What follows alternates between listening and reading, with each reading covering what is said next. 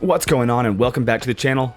I've been playing Coral Island for quite some time now, and with the newest Merfolk update near on the horizon, I wanted to give you an updated version of what I like to do to make money.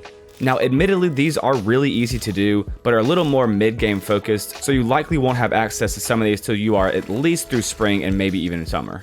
And before I get into everything, as always, please do not forget to like and subscribe so you do not miss out on any of this Coral Island content. Now, starting out, this may not be a surprise to you, but despite some of the nerfs on utilizing kegs, kegs are still a great way to turn crops into something valuable.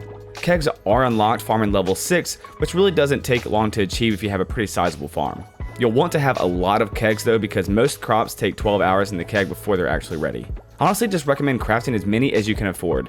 Start by crafting 10. If you notice that you have some kegs not working, then you can stop crafting more until your farm grows a little bit larger. But if you notice that you are starting to have crops piling up that can't fit into kegs, then maybe consider crafting more kegs. It's also important that while you may want to sell some of these leftover crops, I consider holding on to them, because at the end of the season, unless you have crops that are dual season planted, they're all going to die and you will be without crops for quite some time, so you will have no income.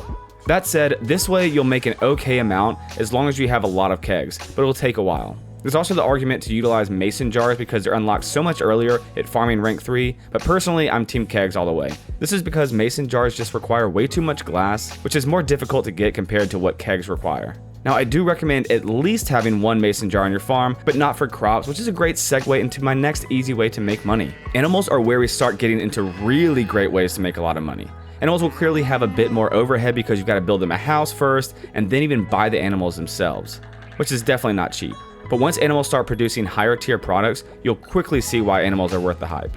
Starting out, you may be tempted to sell what you get from animals to recoup the cost of the animal, but I would recommend definitely holding off until you level up your ranching to unlock some new processes so you can process the animal goods first. You'll likely be much slower leveling up your ranching compared to the farm, so you can utilize the mason jar you've unlocked from farming to process eggs and milk until you unlock the mayonnaise machine at ranching level 2 for eggs and the cheese press at level 4 for milk. At this point, if you're like me, you're already doing both of these things and you'll need decent money, but nothing too life-changing. Until the next step, which will truly make you rich. After you've tended to your crops and animals and have all your processes working hard, it's time to head to the mines, and hopefully you haven't been neglecting progressing through the cave, because once you unlock the fire cavern, you basically gain access to the single most valuable material in the game, Osmium Ore.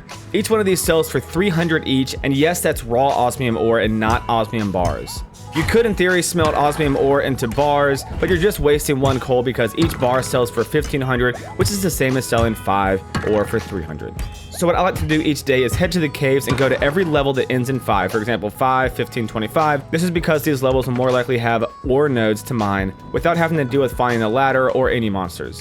And also, levels that end in 0 don't have any mineable nodes on those levels. And after I hit those levels, if I'm really needing money, I'll go to the other levels, but usually just checking those levels, I'll end up with at least 20 Osmium Ore each run. So 6,000 minimum for a very small amount of effort, which is pretty OP. Selling Osmium Ore is like the easier version of summer shark fishing pre-nerf. Just make sure to have an upgraded pickaxe to save you some time. Anyways, I hope the video helps you become the richest person on Coral Island. Do you already do some of these, if not all? If so, please let me know in the comment section below, or even if you do something totally different to make money. And I'll see you next time, YouTube. Peace out.